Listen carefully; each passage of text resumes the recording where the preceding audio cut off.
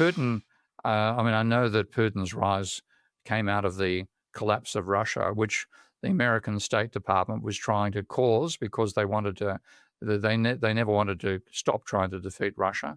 So even after the Soviet Union collapsed, they still hoped to see Russia collapse as well.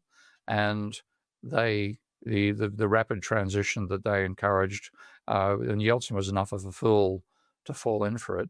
That led to the rise of Putin because Putin made himself the strongman. I think it was the Chechen rebels. I can't really remember, but he suppressed them very brutally, and that made him a strongman. He then took over like a strongman for Russia.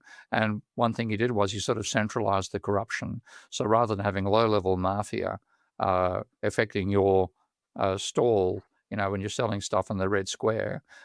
This is stuff Peter Turchin talks about this because he was a child in Russia at the time. He's somebody you should definitely have on the show. Sorry, could you say the name again? Peter Turchin, Turchin. Okay. He's a systems dynamicist working in history. And he's a Russian background. So he said he remembered being a child and going to stalls in Russia, and then a mafia type would come over and heavy the shopkeeper to hand over money.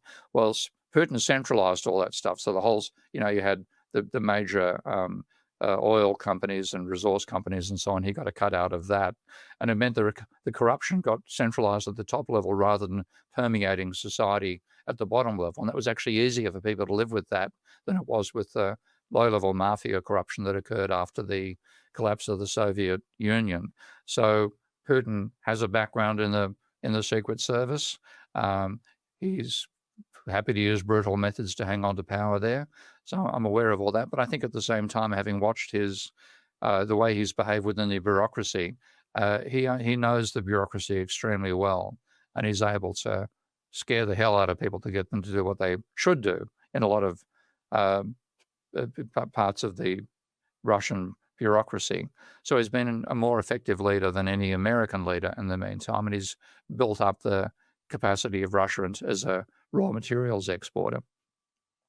But at the same time, he's somebody who's used to work on the Secret Service, and they use Secret Service methods, and I'm not going to go to Russia while that still happens. I'm certainly not going to go to America either right now. But if there is certainly ways in which individual personalities become dominant and cause enormous problems. But I think a huge part of our problems come out of neoclassical economics and accepting that as a description of the real world, and then doing what it advises when it's a completely false